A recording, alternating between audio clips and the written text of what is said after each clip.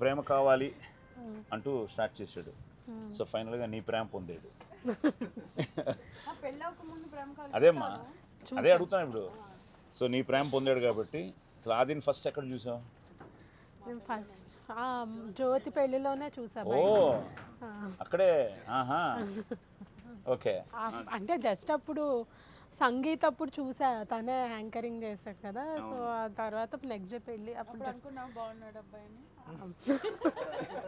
కాదు కాదు, నన్ను చూసి కొంచెం యారగెంట్గా ఉన్నాను అనుకుందంట, కొంచెం ఓవర్ యాక్షన్ ఎక్కువ అనుకుందంట.